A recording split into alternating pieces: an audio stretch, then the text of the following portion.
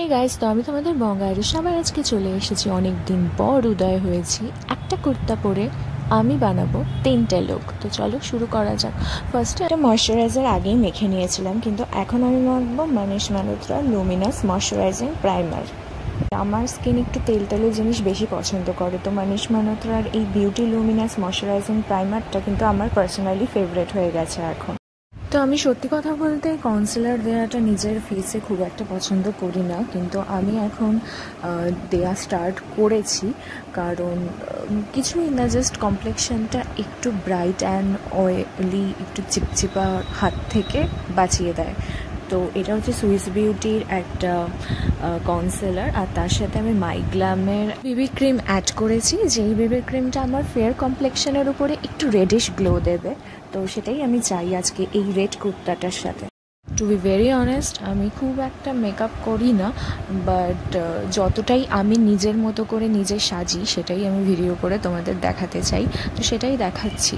তো ভালো করে কনসিলার প্লাস বেবি ক্রিমটা মুখে লাগিয়ে নেওয়ার পর আমি সানস্ক্রিনও লাগিয়ে নিয়েছিলাম। তোমরা বাইরে বেরোনোর আগে অবশ্যই এবং ল্যাপটপের সামনে অবশ্যই সানস্ক্রিনটা লাগিয়েও। এবার আমি আমার আই শ্যাডোগুলোকে একটু নাড়াচাড়া করতে করতে মেখে নেব। ফার্স্টে আমি একটা গোল্ডেন কালারের আই শ্যাডো আমার চোখে দিয়েছি, তারপরে আমি লুজটা, যেটা আমার গালটাকে একটু আপেল আপেল বানিয়ে দেবে, তো সেই জন্য আমি রেড কালারের হালকা করে একটা লুজ দেবো। আমি খুব একটা বেশি মেকআপ দিয়ে মুখটাকে নষ্ট করতে পছন্দ করি না, আমি সব কিছুই হালকা হালকা ইউজ করি, মানে দেখতেই পাচ্ছ। এই রেড আই শ্যাডোটা আমি দিয়েছি কারণ আমি আমার ফেসটাকে একটু রেডিশই চাই আজকে, রেড কুর্তার সাথে মানাবে। কারণ আমি দেখেছি আমি যখনই রেড কিছু পরি আমি পুরো মুখটা আমার সাদা হয়ে থাকে, আর শুধু লিপস্টিক দিয়ে আমি তখন আমার খুব একটা ভালো লাগে না, অপছন্দ লাগে, মনে হয় রক্তশূন্য আমি। যাই হোক, আমি এখন আমার পাম বিউটির মাস্কারাটা দিলাম, আর আই থিঙ্ক আমি আইলাইনার পরতে ভুলে গেছি, যেটা আমি পরে পরতে চলেছি।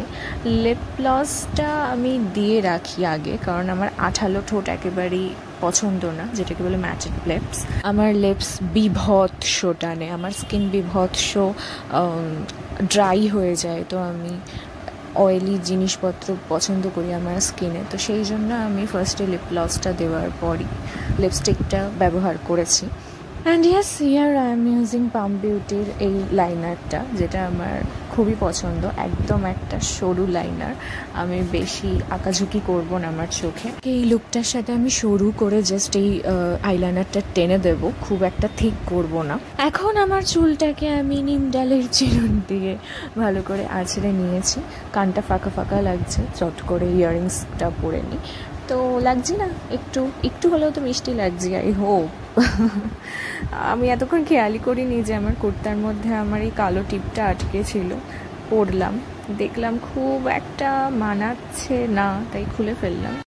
খুব একটা কি, তো মানাচ্ছেই না, তাই খুলে ফেললাম। তো আমি এটার সাথে অবভিয়াসলি রেড বিন্দিই পরবো।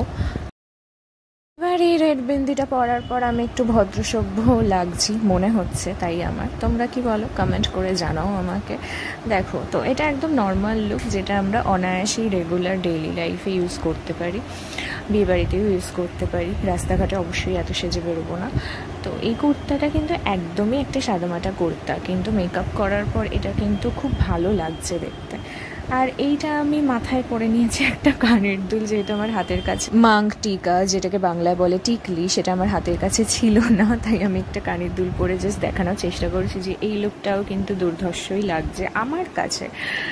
তো তোমরা কমেন্ট করে জানাও যে কীরকম লাগছে। আর এটা হচ্ছে লুক নাম্বার 3, যেখানে আমার মনে হচ্ছে আমি আলামজেবের মতোই একটা লুক ক্রিয়েট করার চেষ্টা করছিলাম।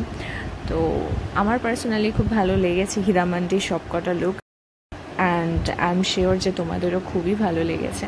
তো এটা হচ্ছে ওই উমরাহ জান টাইপের একটা লুক দেওয়ার আমি চেষ্টা করেছি, জানি না এটা সাকসেসফুল হয়েছে, সেটা তোমরাই বলতে পারবে।